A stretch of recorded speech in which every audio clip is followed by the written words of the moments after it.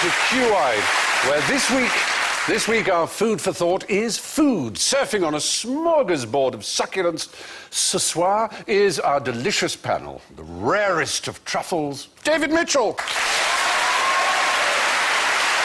choicest of cuts, Rich Hall. The strangest of fruit, Jimmy Carr.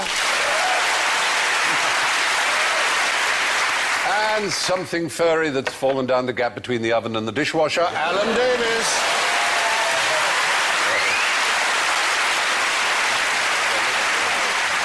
Well, now we're all sitting comfortably, so let's ring for service. David goes.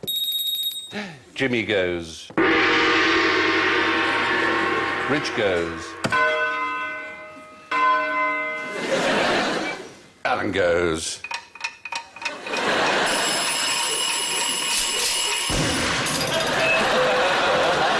Right, now, before we tuck in, I've had a tongue down your... I've put a tongue. That you will find a tongue. I've put a tongue. Is there a tongue under there? You see? Is this what you're referring to? Yes. There's a tongue. That is actually what's known as a tongue map. And during the course of this evening's festivities, I would like you to fill in the areas of the tongue that are responsible for which flavours. You may know a certain number of flavours that the tongue can detect. So you're saying that each area is a different area of taste? So if you had that bit of your tongue, you know, lopped off, you wouldn't be able to taste certain stuff? That's the theory of a tongue map. But there are only 5 things that a tongue can detect. How does the food know where to go?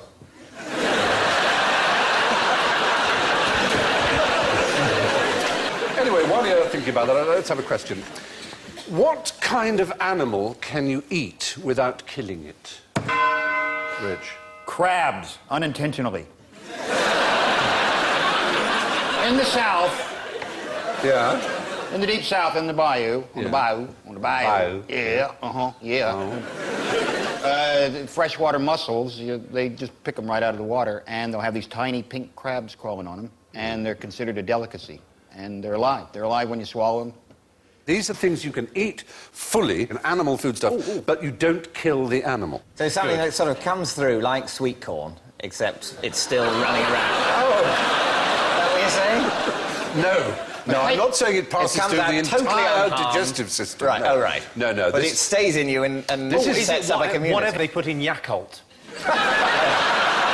Well, they whitter on about that, don't yes, they? bifidus digestivum. How? Or L. Casei How immunitas. stupid do they think we are? Don't you know these things? I'm so Well, that's, I impressed. spend a lot of time watching television, and listening to the new made-up science is very entertaining. I love the made-up science where they go, do you want to buy a tiny pot of off milk? Yes! And they say it's always such a good deal. Just try it for 9 weeks, and then if you don't feel better, then give up, because actually, if everyone tries it for 9 weeks, we're in the money. And do ladies sit around discussing bloating a lot? Is that a thing that They do. happens? Have they tried, ladies, if there are ladies Because watching this, they and they've been talking about bloating, Have they been doing have they bloating? tried farting like a doctor? Oh.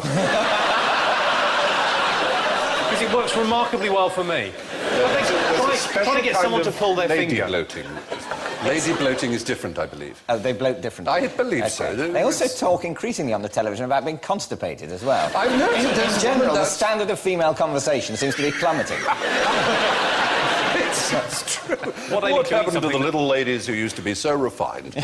Anyway, no, because, I mean, actually, in a sense, you're probably right about bacteria, which would possibly pass through us and all the way and not be killed. But this is actually a delicacy. I'm inclined to give the point to Rich, because he's sort of accidentally right, only he's sort of wrong as well. It's not a story of my life. It's one of the most popular foods, almost a national dish in some ways, of Florida. Tapeworm. Not tapeworm. Though that, again, is a sort of candidate for the answer. Didn't the tapeworm used to be a dieting thing? Yes. At the turn of the century, people went dieting and exercise, well, bad. There'd be a pill with a tapeworm And it would take it down, it would eat things. How did... That must work. Why don't we do that? It works very well. Well, there's the awkward moment when this tapeworm's got a bit large. The time has come to remove this, awful 10 yards of worm. Yeah, you want to tie a string to it. You have to tempt it out with a little salty drink near your mouth. You have to tempt it out with a salty drink. This I don't know what brilliant. No, but apparently that's how they dealt with tapeworm. One end or another, you tempt it out with a bit of food. Yeah. Well, I know which end I would prefer. Yes? Which end would you? Just saying. Which? What? You'd rather pull it out of your mouth than your arse? I think I'd go arse rather than mouth and tapeworm. Sure, that's all all I'm just saying. I think I'd have to have experienced a giant worm coming out of both orifices before I'd decide which was the least unpleasant. It's only one. And it turns out that's actually a question I don't want to know the answer to enough. Tempt it up like that, tempt it up a bit, get it up there, get its head out, and if you don't like it, take the thing away and put it down the other end, and But then it'll do a bit of a Yui, and... which could be agony. Yeah, it could be agony. Tapeworm turning round inside you. Does it sort of reverse into the appendix and go around, or...? I think they can go, but they don't really move anyway, they just sit with their mouths open, don't they? Yeah. And they clamp themselves onto your... That's the thing about The wall of your tummy. They hang on. Aren't you supposed to sort gut. of, when you tempt them out, which at the end of your preference, don't you then sort of roll it around a biro or something? You know a lot about this. For a man that's never tried it from either end. Yeah. I don't know that it's obligatory to tie it round a biro. I don't think you have to. I mean, have you heard somewhere that, what, if you didn't, it would... What I heard is that you tempt it out, its head or whatever, one end of it comes out, and then you sort of roll it around something. There must be nothing more depressing than to hear a tapeworm snap. And you think, well, that is stuck down there. You're thinking of the guinea worm, which is the one you pull out with a biro. Oh, right. Apparently. Is it some sort of a shellfish seafood item, like You're a crawfish? No, it's really crayfish, exactly what... crab? It's a crab, but it's a particular kind of crab, very popular Hermit in Florida. crab? It's a stone crab. Oh, right. Stone crab claws are very popular. There is a stone crab, and the fishermen catch the crab, they snap off the claws and throw the crab back in, and it takes about a year for its claws to grow back. But it is considered a great delicacy, usually served with a sort of butter and mustard sauce, very popular indeed in restaurants up and down America, but particularly, as I say, in Florida. What does it do for a year, then, armless down, wandering about? I mean, it's up to himself. The crab is dismayed when it loses its claws, thinking, now I can't get any work done. All that stuff, I'm trying to rearrange the seabed. It'll be a year before I can do any of that. I'm just going to have to lay up. It's almost like they're sort of fruit-bearing animals, aren't they? That's pretty similar to that, exactly. Yeah. Like an apple tree has its apples taken off, but the next year it grows more apples. So maybe they're trees. They're just seafoody trees. Yeah, They can walk around. Same DNA. You could have given me as an answer as well, there are certain tribesmen in the Masai Mara in northern Tanzania and Kenya who will drink the blood of cattle, you know, not kill them, but sort of slit the throat a bit and drink the blood, and mix it with milk, actually. And then they bind up the wound again, and so they don't kill the cow. But that practice is dying out a bit. They mix it with milk, so they think that cattle have two drinks. You can have one or the other, or a mixture of the two. Fantastic, these two-drink animals. Anyway, stone crabs it is. They're returned to the sea alive and their claws have been taken off. Over the next year, they grow a replacement, although it's never quite as good as the first one. Now, what can you usefully teach an oyster? Yes. Is it, you know, not to get its hopes up? Or to, you know, expect lemon juice and death? Don't try and put up a struggle, it'll never work. You teach it when you get lemons, make lemonade. Oh, cheer it on. When you get lemons, you're seconds away from death. Because you're not like that kind of crab. Well, when you think about it, there's not much an oyster can do, really. You could teach it to blend into parties and make it look like it was invited. It's true. Could you teach it Because if you went to a party and there's a snack tray, no one ever says, who invited the oysters? That's true. No one says that. Can you teach them how to do impressions? They do a brilliant impression of a whelk. You could probably teach it rudimentary percussion. It probably would just, if you showed it a castanet, it would probably think, I can do that. Well, you're very close now. What it is that out of the water, oysters will stay fresh so long as they're closed. But, of course, they live their lives opening and closing their shells in order to let nutrients in, which they filter. So the thing is to teach them to keep their mouths closed for long periods of time. You do that, like... Well, the French did. Yeah. The French simply hit them with metal rods, which makes them close. And they would do that for longer and longer times. And they would learn, they would respond, because they know they got hit all the time. The French really have a gift for cruelty. They do, don't they? Very special. But what happened in New York, when they first arrived in what is now New York, the settlers, they had never seen such a profusion of oysters. Some of them were a foot long. But they couldn't transport them around any other parts of the States because they would go off, because they had their things open and there was no ice around. So what they did was they would move them up the bank at each tide so that they had more and more time in the air, and that would teach them to have their mouths closed for longer. So they would learn to have their mouths closed for longer and longer and longer until they had them closed all the time, long enough for you to transport them and sell them and eat them without making people ill. Well, there we are. That's your oyster. Now, how did the Mounties use fruit machines to get their man? When you say fruit machines, is this a friend of yours? Oh, sorry. He's a fruit machine. That guy's a fruit machine. Well, you're right in the sense something fruit they machine. say. The fruit machine was a nickname. It wasn't actually a one-armed bandit. It wasn't a gambling machine. It's going to be something to do with actual fruit. Is it? No, it is actually the meaning of it that Jimmy, in his rapacious and, if I may say so, politically wildly incorrect way, went for. Sorry, well, the Mountie uniform's quite fruity. No, it's easy to forget with the Mounties. That's the Canadian police. If you're a policeman in Canada, you remember the Royal Canadian Mounted Police. Oh, that's all of them there. That's the... So they have no unmounted police? Well, I don't know. That must be difficult on raids in small flats. Ow, my head! Well, you should see the squad cars. Yeah. They're a mess, David. They are a mess. Well, imagine trying to chase a heroin addict up a small staircase on a horse. That's ridiculous. There was a All great the heroin addicts would know to head for the small staircase. Yes, they were. It's like trying to police a country with Daleks. Which would never work with the disabled access we got now. The Daleks can get everywhere. Yeah. They could certainly Jimmy, get are in you there. saying that you think that disabled access is a Dalek conspiracy? Yes. That is exactly what I'm saying. I had a great uncle in the Royal Canadian Mounted Police. Oh, well, you might know about When this. you say a great uncle, your favourite? I didn't know about it until I did one of these family tree things. Oh, yeah. And he was in the First World War and he had his leg blown off. Oh. And he went to live in Canada and he became the chief constable of the Vancouver Canadian Mounted Police. Wow, amazing. I don't know if they were struggling for men. He got a job One straight away advantage and went of straight being to a the mounted top. policeman is it's, you know, you don't need two legs. The horse has got four to do it all for you. Essentially, their whole police force has too many legs to start with. They've got 6 legs per policeman, which means they're policed by insects. That's not so silly, David. No, we come back to this fruit machine. In the Cold War period, they were worried in a lot of Western countries about civil servants. There had been a few scandals about civil servants being blackmailed. For what reason? Homosexuality. For being homosexual, for being gay.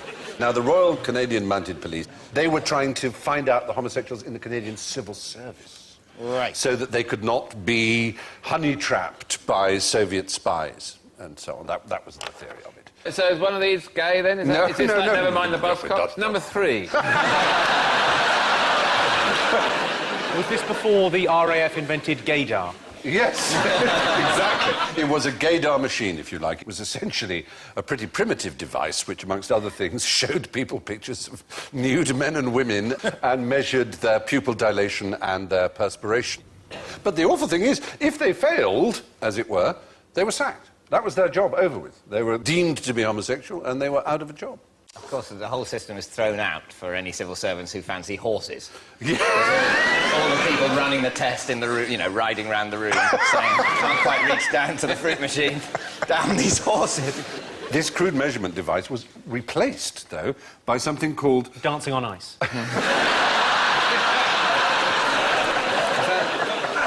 Do you like dancing on ice? This is a trick question. Yes, I do. You're out. No, you've got to answer, it's to die for. It's a plethysmograph. And a plethysmograph is an instrument. There's 2 versions, a male version and a female version, because you're trying to catch lesbians here as well, apparently. Oh. So the male version is basically a kind of cock ring, is the only way I can describe it, that measures the tumescence of the male member when certain images are played to it. And for women, it's a sort of dildo that measures lubrication. I wouldn't mind doing that. What? Jimmy, so much is coming out here. I'm just saying, testing. You'd like to do that, would well, you? yeah, who got the testing job? That sounds brilliant. Ooh, doesn't it? Oh, lovely. Well, I'm just saying. Yeah. Be a giggle. When was this? When did they invent that? Well, surprisingly recently. I mean, it was used up until the 80s. To the 80s? Yeah. But surely it was legal and 1980s. above board in the 1980s. Well, exactly. It seems so Homosexual odd. seems weird that they would just go, well, we'll just double-check that. The odd thing about the fruit machine was the guy who brought it to Canada was called Kurt Freund. Had actually invented it. He was a German living in Czechoslovakia. He'd invented it in order to do the precise opposite. It was to catch out people who claimed they were gay and used it as exemption from serving in the Czechoslovakian army. Now, you have a choice of venues for dinner tonight. Russia or France. Describe the difference between Russian and French service. Yes. In France, they give you lots of vaguely obstetric instruments to dismantle Right. things like frog legs and Oh, snails it's and special cutlery. all the stuff you would have your backyard fumigated for. And In Russia, they just go, here's a turnip. If you don't like it, you're going to Siberia. You know what the Russian national dish is? Yeah. Empty. Not my fault. I think I know the answer Go on. to this. I think it's that isn't almost all service now is what you call Russian service, which is sort of you have food in courses, one after another. And French service, which obviously the French don't, they have food in courses like everyone, like the Russians. But French service was everything sort of coming at once, like a kind of buffet. That is an absolutely perfect answer. David Mitchell, have a handful of points. Completely correct. Yeah. And of course, there's the tapas and Mercedes principle in lots of Middle Eastern and Mediterranean cooking. But you're absolutely right. The French, right up until the 19th century, all the courses would come in one big go, and you just helped yourself to everything. And then the Russian Prince Kurakin, who was the ambassador to Napoleon's court, he came and said, we have had this brilliant idea in Russia. It's used one course and then another. And this was considered absolutely staggering and revolutionary, and it caught on. Then the Americans improved on it by making it able for you to drive through in a car. Yes. And get it in a bag. From a 16-year-old. They did indeed. With shingles. I mean, David, I have to call you my teacher's pet, and you get a special fanfare instead of a forfeit for that, because that is absolutely brilliant. There you are. So you are teacher's pet. I don't feel that cool. It's not a cool thing to be, I'm afraid, but you do get points. Yeah. And for some people, that's important. Escoffier was the man who introduced this into private homes and, more importantly, into restaurants. What do you know about Escoffier? Anything?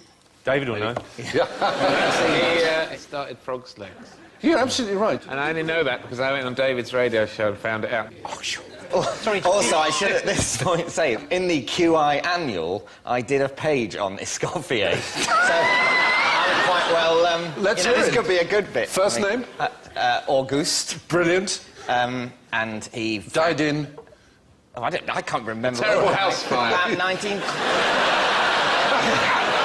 He died in 1935. He lived a long time, 62 years. And he sort of was a chef. founded the Ritz Hotel in Paris and the Carlton Hotel in London. And used the to- Savoy. was the chef at the Savoy. Brilliant. And what's his most famous dish? Well, he invented peach Melba, didn't he? Yes. Dame Nellie Melba. The Dame Nellie Melba. And also apparently invented Melba toast for her as well, because she was dieting in between peach Melbas. And who was Nellie Melba? She was an opera singer, And what was her real name? Mitchell. Yes, very good. I am so I think her impressed. father was called David Mitchell. Get out. Do you know? This is like I am truly impressed. If anyone thinks this is set up, it truly You is. are tumescent, I know you are. Where's the fruit machine now? Well, New facts! talking of that, there's a fact about Dame Nellie Melba. Do you know what she liked to have? Legend has it, what she liked to do when she was waiting to go on. She was... What was her profession? She was an opera She was a singer. great opera singer, exactly. And what did you think was good for the voice?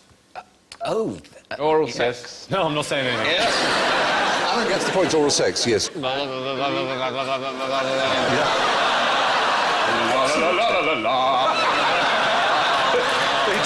It turned from a dramatic soprano into a bass, unfortunately. Anyway, I mean, again, I don't know, can I make you a double teacher's pet? Yes, I can. I'm going to give you another fanfare because that was so extraordinary, your day. Yeah, look at that. Bravo. Yeah. I don't want to rain on your parade, but if you look closely, Stephen's pupils have gone 10 times bigger. I am, as Alan rightly said, aroused by people who are passionate about interesting facts. Now, the fact is, until Escoffier introduced service à la Russe to Western Europe, meals were normally served all at once and eaten in whatever order you fancied. Now, since I gave up Greco-Roman wrestling a few years ago, I've put on quite a few pounds, as you might be able to tell. Do you have any tips on how I can turn this fat back into living muscle? When you say you've given up Greco-Roman wrestling, you can't change who you are, Stephen. No, I know. Who do you think invented Greco-Roman wrestling? Greeks and Romans.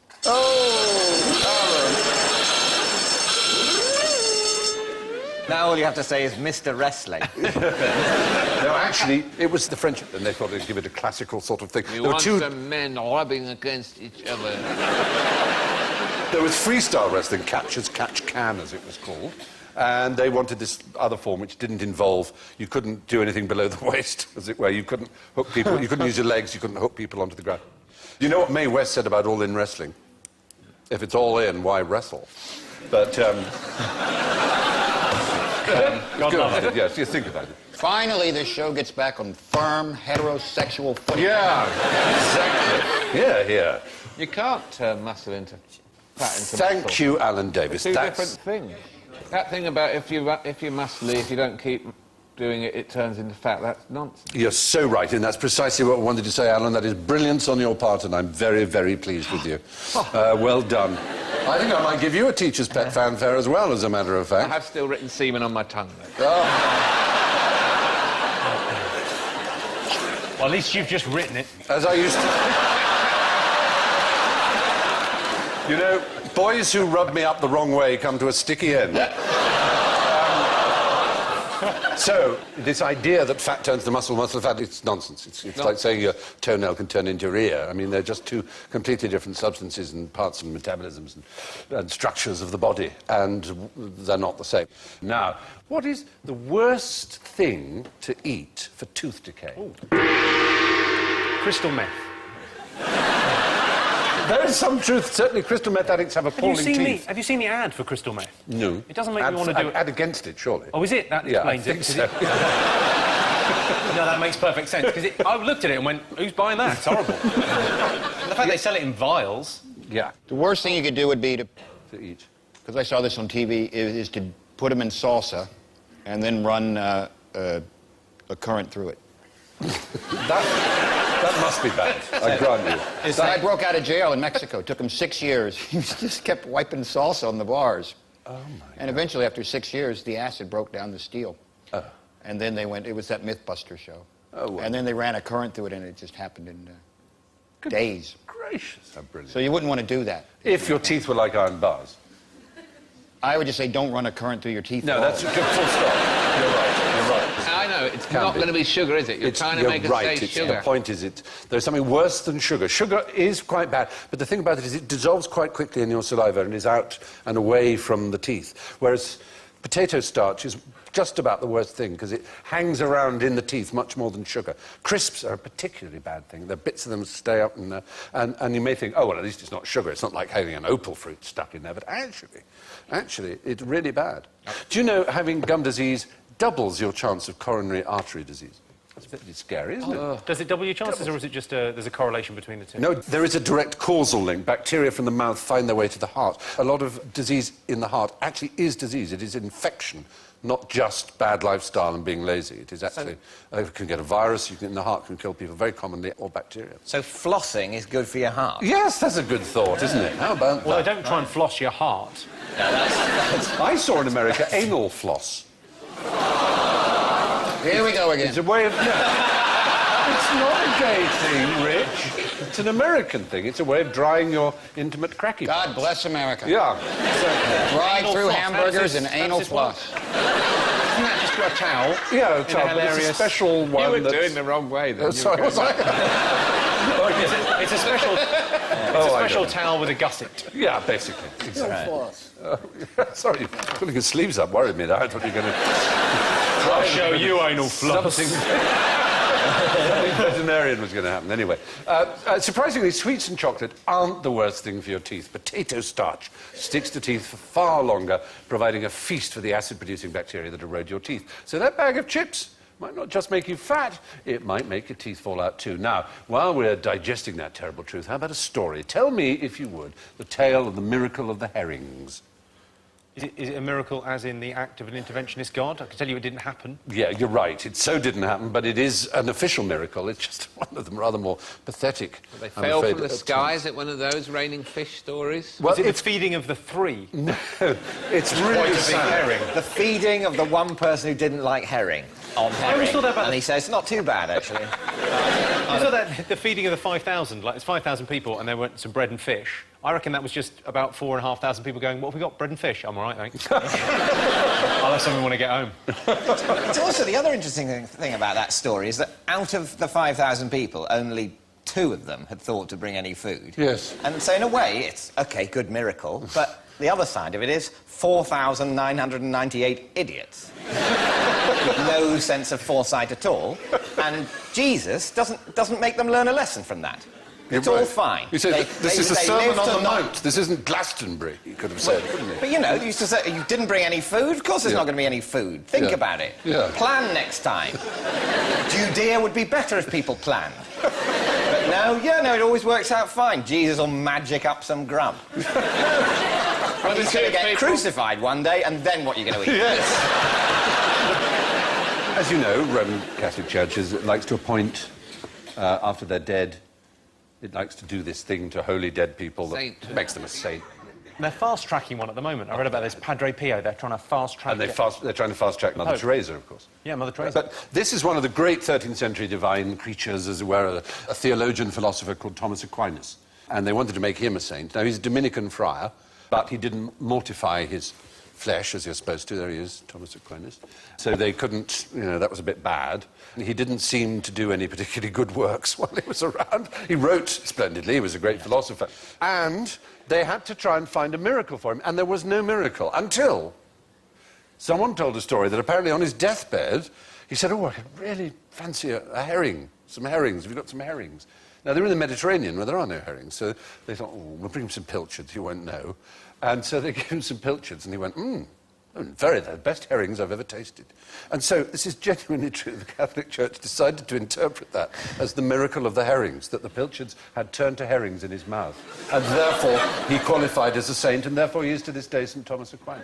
The thing is, if you're going to make it up, you might as well make up something better than that. You'd think, wouldn't Just you? say, suddenly magicked up a unicorn and it Yeah, gave I him know. a kiss. I think that's what's so sweet and feeble about it. Is Yeah. that they're just groping for a miracle. And so anyway, they made him a saint. Yeah, I like a saint. You like a saint, do you? Oh, I like a saint, yeah. What's the matter with a saint? Nice. Yeah. If you're going to have imaginary friends, have loads of them. Well, the great thing is it's something for people to collect, isn't it? Yes. You can, it's like Star Wars. Yes. There are all the figures. There's a merchandising opportunity. Oh, yeah. That's true. Anyway, there we are. The miracle of the herrings was attributed to Thomas Aquinas so that he would qualify for sainthood.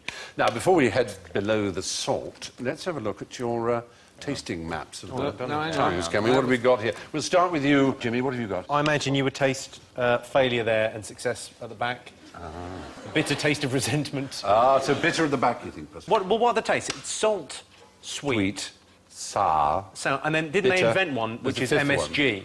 Yes. But they didn't discover it until 1911 or something bizarre? Well, it's umami. It's the brothy, mushroomy, slightly... I love it. Savoury, exactly. Sweet, salt, Sour. sour, MSG, bitter. And, yeah, that's it. Is that Five. it? Five, yeah. Five. What's Gordon Ramsay wittering on about in all those shows? If that's it... That's on the tongue. There's a rainbow of things in the olfactory bulb in the nose. That's where all real flavours and things can be detected. But the tongue is only for those five. What have you got, Rich? Guilt, remorse, That's where you taste guilt. crabby. David, what have you got for us? I've got be sick, because it does make you be sick, and that's forgotten names on the... Oh, very good. Very good. Excellent. Alan? I got bitter, sour and sweet, and then I ran out of ideas. I had savoury. I didn't think it was right. That is umami. It's pretty savoury, yeah. And then I had one left, so I just put jam in. Jam. Well, for all we know, your tongue may. Are any of these right? No, the fact is, actually, all this, the whole tongue map idea is actually nonsense. Yeah, thank you. Throw your tongue over your shoulder, because... Well, if I could do that... Yeah, exactly. I wouldn't be working here for a start. Me being a happy man. Yeah. I wouldn't leave the house. You wouldn't let me. Because you could lick your shoulder blade. Well, the inference being... I suppose, yeah. There was a French restaurateur, quite a famous one in London, who's since Don't retired. tell me who actually could. No. But he used to say to women, "Excuse me, can I smell your pussy?" And they'd go, "No." He said, "Oh, it must be your feet, then." Terrible joke. How many of those people then stayed in the restaurant? He didn't do it in the restaurant. He didn't come up This to is the a horrible restaurant. How good is the soup going to have to be? You do it relaxing off-duty, right. you would say. One of his jokes, anyway. We detect those 5 primary flavours all over the tongue and not in that. That used to be held to be the tongue map. And amazingly, it's still in quite a lot of textbooks. But it is absolutely not true. And so, we come to the highlight of our feast, la pièce de générale ignorance. Elbows off the tables and fingers on the buzzers. Name a poisonous snake. Yes, Jimmy. Piers Morgan.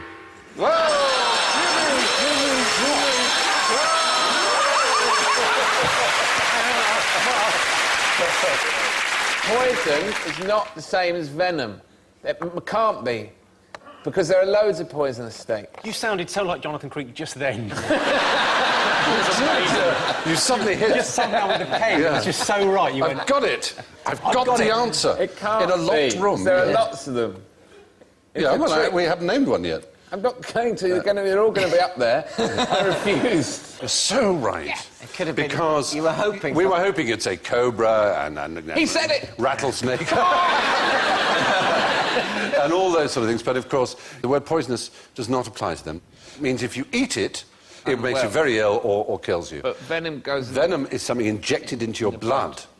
So those are all venomous snakes. But there are only 2 poisonous snakes we could find. Ones that if you ate, they would kill you. You know, like a poison fruit or a poison berry.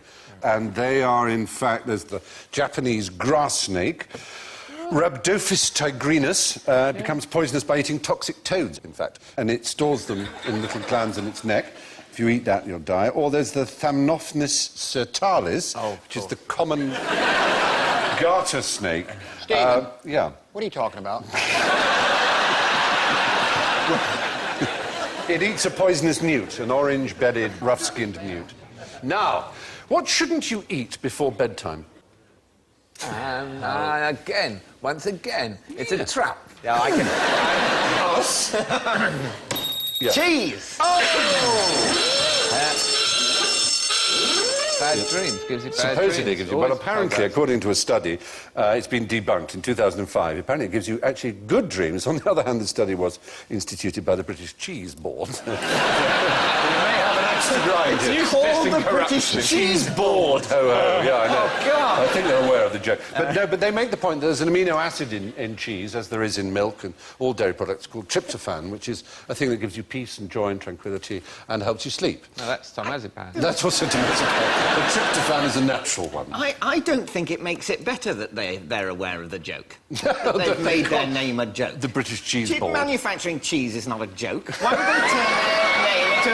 And you make your name of your organisation a joke. It sits there dying, like a joke on a fridge. A joke should be cracked and then you forget it. But no, it's there on all the stationery and everything. Yeah. You're right, the British Cheese Board, and it becomes less and less funny each time, doesn't it? It's like a headline... I work for the British Cheese Board, please don't say anything. There was a headline on the BBC website when BA's profits went up, and they said BA's profits soar. Oh, Why is that better? Yeah. No one's going to laugh because you've said soar like a plane would soar. Just say go up. Just avoid, say not go up, because planes go up. Say increase. Do anything to avoid that awful half-limping, fetus of a joke.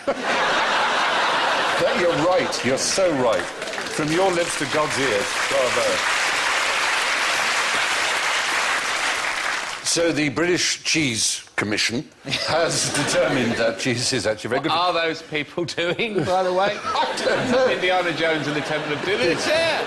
Pretty sure there's an opera singer in that fridge. He's reaching in. I keep the semen in here. Oh, dear. But didn't the romantic poets used to eat off meat in order to give themselves crazy dreams? I've not heard that specifically. That's a very interesting thought. They certainly liked, obviously, toying with morphine and Well, I with opium. heard that as they we used, know. they used to eat really sort of gamey meat, leave it for a couple of days and eat it, and they would notice that they had extraordinary dreams because the kind of rotting flesh would give them And slightly extraordinary hallucinogenic. as well. I've not heard that. And extraordinary poos, did you say? Essentially, that's what I dreamt I had to get up 10 times last night and sit lonely squitting. That's the only kind of dreams that off-meat has ever given me. Sight of the inside of the lavatory door. That miserable hours. Maybe that's why you get so many poems. Oh, well, no. Yeah. Mainly Well, limericks. oddly enough, Byron actually wrote on a lavatory wall a very elegant classical poem, which was a sort of asking for a good stool. A cloaca is the Latin for a sewer, for a drain, for a lavatory. And so he wrote, "O Cloacina, goddess of this place, look on thy suppliants with smiling face. Smooth and consistent may their offerings flow, neither rashly swift nor insolently slow." That's a genuine poetic... Better class of graffiti in You your do, school. don't you? I rather When he like. says rashly swift, is that really possible for a poo? To Well- that too quick? It's what's known as the pathetic fallacy in the world of poetry, where you impute a kind of emotion or an ability to an object which is not capable of it. Okay, you are, that's rather... sort of. So, the British Cheese Board says, let them eat cheese. But who said, let them eat cake? Oh. Yes. It's that French woman. Yes? What's her Dawn name? French. Dawn. Oh, very good. She said, let them eat brioche. Who did? I'm not saying it. But I'm asking you. I need to know. Oh, was it Mr. Kipling?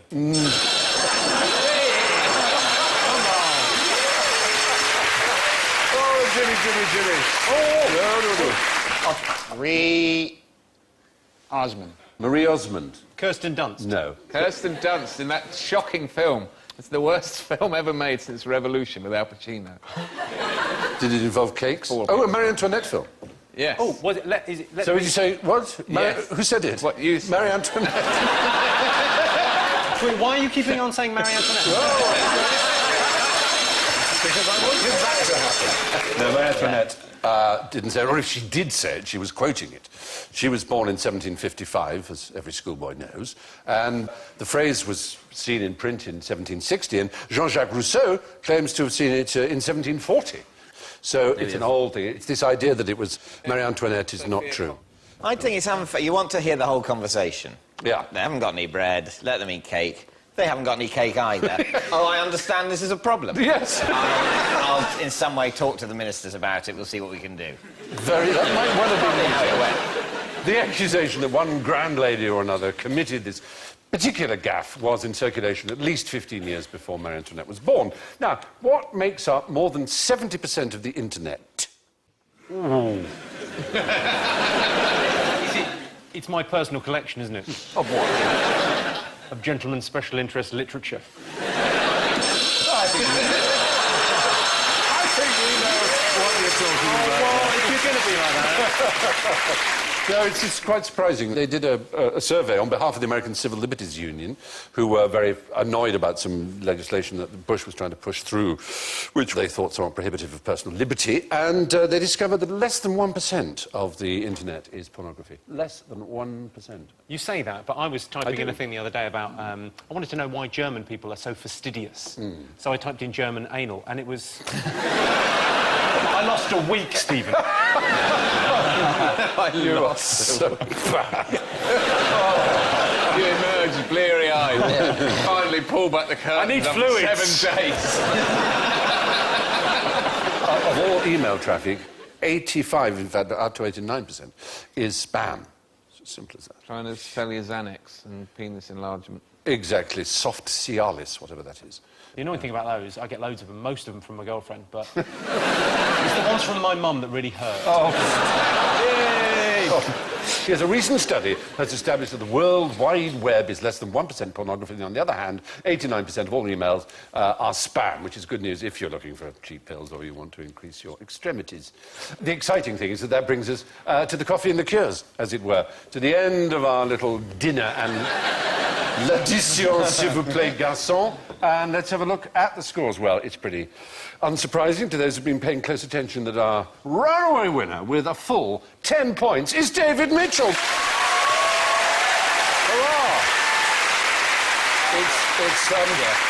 It's well done to David with 10, and it's medium with -2 to Rich Hall. Way! And it's a very rare third place for Alan Davis with -12.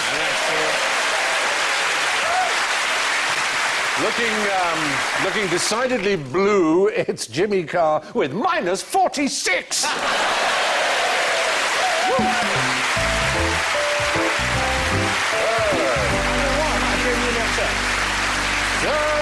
It only remains for me to thank my fellow diners, Rich, Jimmy, David and Alan, and to leave you with the reproving words of our favourite Dame Nellie Melba, on being presented with a gelatin-based pudding which had not been allowed to set properly.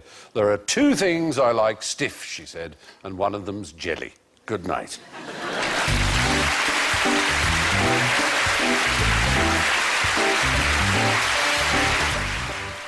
Colin Firth stars as a man struggling to rebuild his life in the late-night film next on BBC Two. From BBC Films, the psychological thriller Trauma is coming up in just a few moments.